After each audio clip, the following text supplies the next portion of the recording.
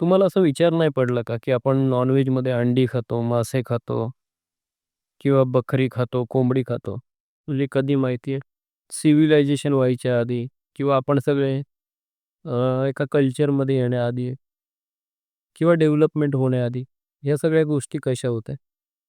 तर आज मी एक पुस्तक वाचलं. त्याच्यामध्ये या सगळ्या गोष्टींचं ना एक रिझन माझ्या जीवाला पटलं, मला पटलं आणि विचार पडला की तुमच्यासोबत पण शेअर करावा. तर त्याच्यामध्ये कसं म्हटलं होतं माहिती आहे का? पहिले कुटुंब मोठी असायची.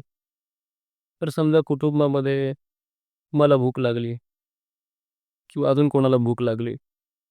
तर असं 2 की माणसांना किंवा कमी माणसांना भूक लागली ना, तर अंगणामध्ये जनावरं पाळलेली असायची.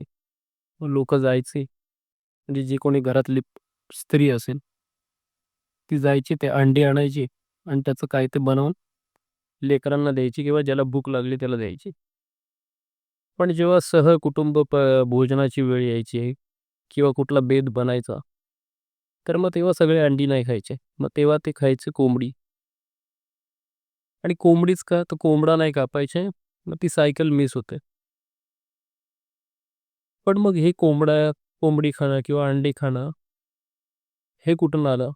तर एक समाजाने असं बनवलं होतं, की तेच जीव खायचे, जे रिकरिंग होतात किंवा आपल्या शॉर्ट टर्म पिरियडमध्ये ते पुन्हा रिग्रो होतात. अशी जीव खायचा. म्हणजे ते फूड चेन म्हणा, फूड सायकल म्हणा. मग मोठा प्राणी कधी कापायचे?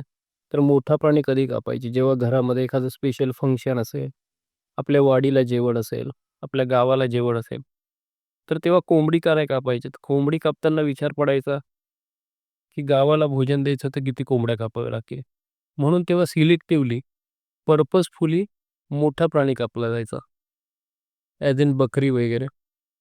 तर पूर्वीपासून असं चालत आलं, की आपण काही प्राणी ठरवून घेतले, की हे आपल्या फूड चेनमध्ये येणार. त्याच्या व्यतिरिक्त इतर प्राणी आपण कधी कापले नाही. असं रिझन मला पटलं. मग नदीच्या किनाऱ्यावर राहणाऱ्यांनी त्यांच्या सोयीनुसार मासे वगैरे खाल्ले. माशांमध्ये पण सगळ्या प्रजाती खात नाही.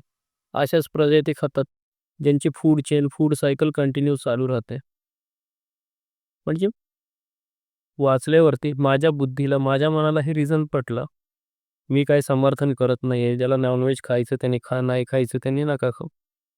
पण एक रिझन मला पटलं म्हणून मी शेअर केलं. बघा तुम्हाला काय वाटतंय?